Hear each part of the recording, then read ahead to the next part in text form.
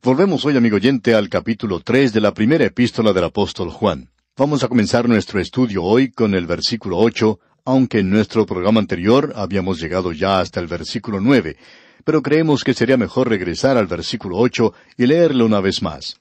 Dice: El que practica el pecado es del diablo, porque el diablo peca desde el principio. Para esto apareció el Hijo de Dios, para deshacer las obras del diablo. Note usted, el que practica el pecado es del diablo. Creemos que es necesario reconocer que Él es la fuente de todas estas cosas malas. Él es el responsable por haber traído al mundo esto. Él es quien desvió o guió por los caminos malos, por los malos pasos a nuestros primeros padres, y Él es la razón por la cual usted y yo hoy tenemos una naturaleza pecaminosa. Y nos referimos, por supuesto, a Satanás. Y aquí dice Juan: el que practica el pecado es del diablo. Usted es un hijo del diablo. Eso es lo que el Señor Jesucristo le dijo a los líderes religiosos de su día. Usted recuerda, les dijo: vosotros sois de vuestro padre el diablo, y los deseos de vuestro padre queréis hacer. Lo interesante es que nosotros hacemos las cosas de nuestro padre. Ahora, si su padre es el diablo, entonces usted se va a comportar como él. Pero si su padre es el Padre Celestial, entonces usted tendrá esa naturaleza y se va a comportar como él. Porque aquí dice Juan: el que practica el pecado es del diablo, porque el diablo peca desde el principio. Él comenzó a pecar entonces y lo ha estado haciendo desde esa época. Él se encuentra en rebelión contra Dios. Ahora Juan agrega: para esto apareció el Hijo de Dios, para deshacer las obras del diablo. El Señor Jesucristo murió por los pecados del mundo. Juan el Bautista dice: He aquí el Cordero de Dios que quita el pecado del mundo. Y esa es la paga del pecado. Si usted confía en Cristo, entonces sus pecados quedan detrás de usted. Usted es salvo en Él. Esos pecados nunca serán presentados otra vez en lo que a su salvación se refiere. Usted ha confiado en Él. Pero, amigo oyente, aquí se nos dice también que no solo quita el pecado, sino que apareció para quitar nuestros pecados. Él era sin pecado. Él no tenía una naturaleza pecaminosa. Él era completamente inofensivo, sin contaminación y separado de los pecadores. Pero Él era un ser humano, y Él murió como nuestra ofrenda por el pecado. Él pagó ese castigo. Pero aquí también se nos dice que Él apareció para quitar nuestros pecados. En realidad, amigo oyente, la palabra nuestros no aparece en los mejores manuscritos, sino que dice que Él vino para quitar pecados de los creyentes, todos los pecados. Es decir, para hacer posible que usted viva la vida cristiana. Y con esto entramos al tema de esta sección. Cada creyente tiene dos naturalezas. De eso nos habla el apóstol Pablo en su epístola a los Romanos capítulo 7, versículo 19. Él dijo: porque no hago el bien que quiero, sino el mal que no quiero, eso hago. Es decir, que él no podía hacer lo que quería la nueva naturaleza. La vieja naturaleza había estado en control por tanto tiempo que continuaba haciendo las mismas cosas. De modo que Pablo dice: porque no hago el bien que quiero, el de la nueva naturaleza, sino el mal que no quiero, eso hago. La vieja naturaleza se mantiene aquí, no va a servir a Dios. Él se encuentra en rebelión contra Dios. Y en Romanos capítulo 8, versículos 7 y 8 leemos: por cuanto los designios de la carne son enemistad contra Dios, porque no se sujetan a la ley de Dios, ni tampoco pueden. Y los que viven según la carne no pueden agradar a Dios. Eso no sucede sino hasta cuando uno ha nacido de nuevo. Y luego el apóstol Pablo dice en el versículo 9 de ese mismo capítulo 8 de la epístola a los Romanos: mas vosotros no vivís según la carne, sino según el Espíritu, si es que el Espíritu de Dios mora en vosotros. Y si alguno no tiene el Espíritu de Dios, no es de él. ¿Escuchó bien, amigo oyente? Mas vosotros no vivís según la carne, sino según el Espíritu. Ni siquiera existe la idea de una condición aquí. Y él continúa diciendo: si es que el Espíritu de Dios mora en vosotros. Y si alguno no tiene el Espíritu de Cristo, no es de él. Él habla muy claramente en cuanto a esto. Estamos hablando aquí de creyentes que han nacido de nuevo. No estamos hablando de creyentes que sencillamente profesan ser creyentes. No estamos hablando aquí de los miembros de la iglesia. No estamos hablando aquí de aquellos que recién han sido bautizados y que fueron bautizados antes de haber sido salvos. Aquí no se está hablando en cuanto a aquellos que han pasado a través de un rito o pertenecen a algún sistema. Estamos hablando aquí en cuanto a aquellos que han nacido de nuevo. Y notemos lo que el apóstol Juan dice: para esto apareció el Hijo de Dios, para deshacer las obras del diablo. Y es así como hace posible que usted pueda vivir para Dios. Volviendo ahora a esta primera epístola del apóstol Juan, aquí en el capítulo 3, leemos en el versículo 9, todo aquel que es nacido de Dios no practica el pecado, porque la simiente de Dios permanece en él, y no puede pecar porque es nacido de Dios. Note usted, todo aquel que es nacido de Dios. Es decir, que aquí él está hablando de ese nuevo nacimiento. Eso es lo que el Señor Jesucristo le dijo a ese líder religioso que le fue a visitar de noche. Os es necesario nacer de nuevo. Todo aquel que es nacido de Dios no practica el pecado. Usted tiene ahora una nueva naturaleza, y esa nueva naturaleza no comete pecado, no cometerá pecado. Amigo oyente, esa es la razón por la cual el hijo pródigo no podía permanecer en la pocilga. Él no era un cerdo, él era el hijo del Padre y deseaba estar en la casa del Padre. Si usted es un hijo de Dios y le pertenece a Él, usted querrá estar en la casa del Padre. Usted va a desear eso. Todo aquel que es nacido de Dios no practica el pecado. Ahora, aquí no se habla de cometer algún pecado. La idea que se presenta aquí no es sólo de un acto de pecado. La idea es que él no vive en pecado. Se nos dice en el capítulo 2 de esta misma primera epístola del apóstol Juan, que si alguno hubiere pecado, si cualquier creyente hubiere pecado, abogado tenemos para con el Padre a Jesucristo el justo. Esa no es su voluntad, por supuesto. Él nos presenta de una manera muy clara cómo quiere que vivamos. Os escribo a vosotros, hijitos, dice, para que no pequéis. El pecado es cualquier cosa que es contraria a la voluntad de Dios. Y cuando eso entra en su vida, ¿qué es lo que sucede? Si alguno hubiere pecado, él está hablando aquí a los creyentes. Abogado tenemos para con el Padre, dice. Esa es la razón por la cual él podía decir, si confesamos nuestros pecados. ¿A quién le está hablando? A los creyentes, amigo oyente. Y de eso se está hablando aquí en el versículo 9 de este capítulo 3 de la primera epístola del apóstol Juan, cuando dice, todo aquel que es nacido de Dios no practica el pecado. Esa nueva naturaleza no vivirá en la pocilga. Nunca, bajo ninguna circunstancia podrá hacerlo. Porque la simiente de Dios permanece en él. Usted tiene una nueva naturaleza, una naturaleza divina si es un hijo de Dios. Y él no puede pecar. ¿Por qué? Porque es nacido de Dios. Estamos hablando aquí de algo que es real y verdadero. Estamos hablando de algo que es genuino. No nos referimos a una pequeña profesión de fe que usted haya hecho cuando usted pasó adelante y derramó algunas lágrimas. Sino que la pregunta es, amigo oyente, ¿ha sido usted nacido de Dios? Nuevamente queremos decir que creemos en la seguridad del creyente, pero creemos también en la inseguridad de aquellos que se hacen pasar por creyentes. Es bueno que hagamos un inventario y que miremos y observemos atentamente nuestras vidas y a nosotros mismos. Debemos examinarnos a nosotros mismos para ver si estamos en la fe o no lo estamos. ¿Es usted verdaderamente un hijo de Dios? ¿Desea usted ansiosamente las cosas de Dios? Eso es lo importante, amigo oyente. Hemos oído el caso de un joven homosexual que decía ser hijo de Dios. Ahora hay personas que dicen que un homosexual no puede ser hijo de Dios. Pero nosotros decimos que en este caso sí lo puede ser. Pero si esa persona es hijo de Dios, entonces tendrá que abandonar ese pecado. En realidad debemos decir esto, que el hijo pródigo no debería estar en la pocilga y que él no va a vivir allí continuamente. Él tiene que salir de ese lugar. Y él dijo, me levantaré e iré a mi padre. Y su padre no estaba muy cerca de esa pocilga. Él estaba tan lejos como era posible estar. Pero el hijo se levantó y fue a su padre. Y eso es importante. Todo aquel que es nacido de Dios no practica el pecado. Esa persona no continúa en el pecado. Usted ha recibido una nueva naturaleza, aunque no pierde la naturaleza vieja. Y ese es el problema. No nos sorprende entonces que el apóstol Pablo haya escrito, ¿quién me librará de este cuerpo de muerte?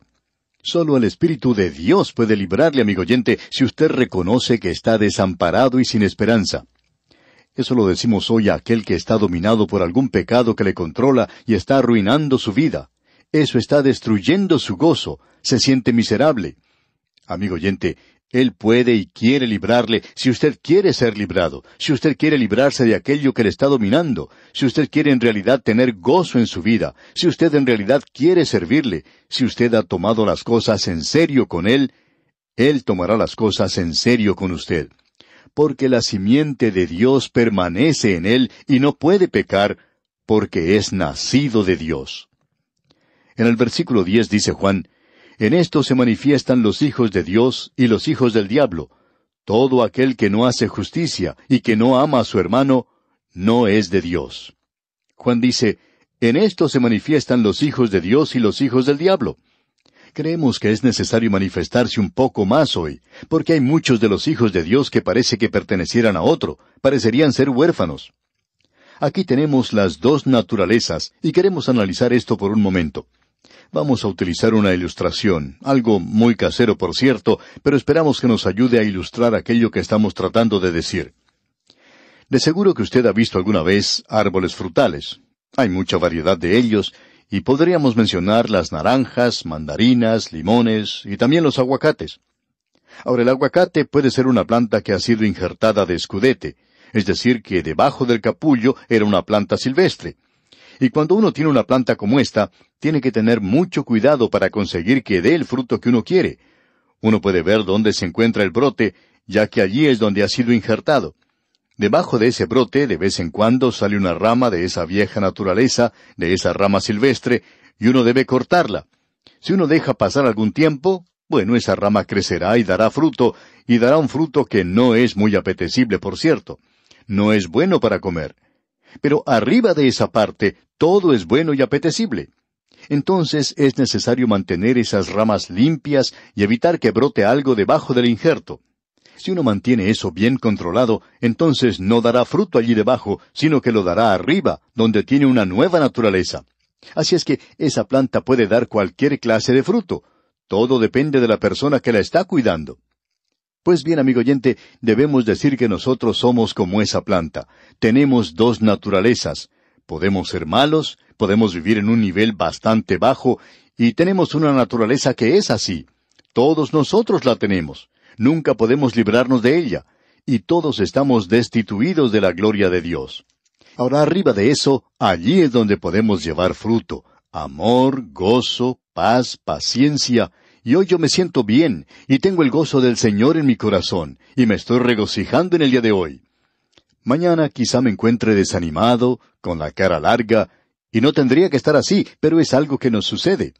Y cuando hacemos eso, entonces estamos viviendo en la vieja naturaleza. Ahora el apóstol Pablo en su epístola a los Gálatas le dice a los creyentes que deben andar en el Espíritu. Uno no lo puede hacer por sí mismo. Él descubrió en su carta a los Romanos capítulo 2 que hay dos cosas, que no hay nada bueno en la vieja naturaleza, y el segundo descubrimiento es que no hay ningún poder en la nueva naturaleza. Es necesario tener ayuda. Usted no puede vivir la vida cristiana por sí mismo, amigo oyente. Usted tiene que tener ayuda. Y es solo el Espíritu de Dios el que obra en usted que puede hacer eso. Por tanto, nosotros queremos que usted produzca fruto. Esa es la razón por la cual el Señor Jesucristo dijo, «Yo soy la vid, vosotros los pámpanos». Ahora Él dice, «Yo los voy a podar, y cuando ese árbol es podado, entonces dará mejor fruto». Él hace eso para obtener un mejor fruto. Pero a veces, también esa vieja naturaleza debajo puede dar fruto. Y eso se llama las obras de la carne. Y no es algo muy atractivo, nada de lo cual podamos jactarnos. Y luego Juan dice aquí en este versículo 10 del capítulo 3 de su primera epístola, «En esto se manifiestan los hijos de Dios y los hijos del diablo. Todo aquel que no hace justicia y que no ama a su hermano, no es de Dios». Escuche bien. En esto se manifiestan los hijos de Dios y los hijos del diablo. O sea que uno los puede identificar por el fruto. Por sus frutos los conoceréis, dijo el Señor Jesucristo. El autor de estos estudios bíblicos, el Dr. J. Vernon McGee, acostumbraba decir, «Yo no soy uno que juzga, sino que soy un inspector de fruta». Y deberíamos poder apreciar un poco de fruto en los creyentes, amigo oyente. Todo aquel que no hace justicia, dice aquí Juan, y que no ama a su hermano, no es de Dios. No interesa quién sea esa persona o cuál sea su profesión. No importa si es hombre o mujer.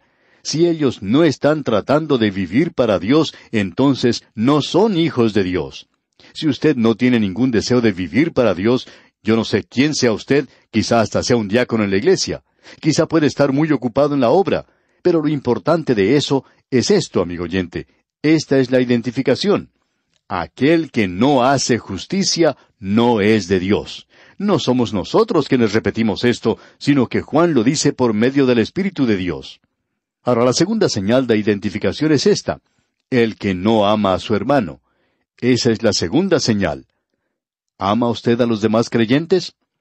Amigo oyente, si usted es un hijo de Dios, entonces va a amar a los demás creyentes. De paso, digamos que la palabra amor ocurre una y otra vez, y que debemos tomar esto como corresponde aquí al mismo principio. Aquí vemos 3 palabras griegas que se traducen por la palabra amor. Una de ellas es eros, y nunca se utiliza en la Biblia. Eso tiene que ver con el amor erótico, con el sexo. Y los griegos hablaban mucho en cuanto a esto, y tenían hasta una diosa llamada Eros y Afrodita. Amigo oyente, esto no es utilizado en la Biblia. También tenemos phileo, que significa amistad. Esto significa amor por los hermanos. Es un tipo de amor fraternal. La otra palabra, la palabra que es mucho más superior, es ágape. Ese es el amor de Dios. Porque de tal manera amó Dios al mundo. Allí se utiliza esta palabra ágape. Y aquí se nos dice que debemos amar a nuestros hermanos. En el presente oímos hablar tanto en cuanto al amor. Se lo asocia mucho con el sexo en muchos lugares. Pero en la Biblia no tiene de ninguna manera esa relación. Y Juan dice aquí, y que no ama a su hermano. Eso indica el tener una preocupación por su hermano, un interés por el hermano. Eso quiere decir que uno va a tratar de ayudar al hermano. No quiere decir que uno gusta de su forma de actuar o de su conversación, que las cosas que le interesan a él pueden o no pueden interesarle a usted. Eso no quiere decir que uno tenga que acercarse a él y echarle el brazo por encima, sino que indica que uno tiene que tener cierto cuidado y preocupación e interés por él. Luego en el versículo 11 dice, porque este es el mensaje que habéis oído desde el principio, que nos amemos unos a otros. Juan tiene mucho que decir en cuanto al principio. Él está hablando aquí en esta epístola en cuanto al principio que comienza con la encarnación de Cristo.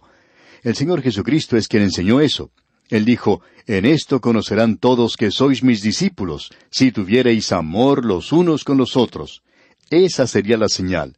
Y Juan está reafirmando esto aquí. No es algo nuevo lo que él está diciendo. Este es el mensaje que habéis oído desde el principio. El Señor Jesucristo mismo enseñó eso. Y todos los apóstoles también lo enseñaron. Desde el principio, que nos amemos unos a otros. Este es el amor de los creyentes. Esto es algo que falta lamentablemente en muchos lugares. Luego en el versículo 12 de este capítulo 3 de la primera epístola del apóstol Juan, leemos, no como Caín, que era del maligno y mató a su hermano. ¿Y por qué causa le mató? Porque sus obras eran malas y las de su hermano justas. No como Caín, que era del maligno y mató a su hermano. Caín y Abel eran hermanos de sangre. Ellos eran muy parecidos en muchas maneras. Sin embargo, Caín asesinó a su hermano. ¿Por qué? ¿Por qué le mató? Porque sus obras eran malas y las de su hermano justas. ¿Cuál era su problema? Celos. Ese era su problema. Ese era el gran pecado. Y ese, amigo oyente, es uno de los grandes pecados del presente. Hemos llegado al final de este programa, amigo oyente, pero aquí hay mucho que decir y por tanto vamos a desarrollar esto, Dios mediante, en la próxima oportunidad. Pero permítanos decir lo siguiente, que los celos en el día de hoy están perjudicando la causa de Cristo mucho más que cualquier otra cosa. Y este es un viejo pecado secreto que ocultan muchos creyentes. ¿Cuántas almas están celosas unas de las otras? ¿Cuántos predicadores están celosos de otro predicador? Mucha de la murmuración que existe en una iglesia tiene raíz en una cosa, los celos. Y eso es realmente algo malo, el ser celoso. Esa es la razón por la cual Caín mató a Abel. Dios había aceptado las obras de su hermano, y por eso Caín lo mató. Juan va a desarrollar ahora esta relación de los creyentes que será una verdadera prueba de nuestra fe cristiana. Veremos esto, Dios mediante, en nuestro próximo programa. Que el Señor haga una obra grande en su vida es nuestra más ferviente oración.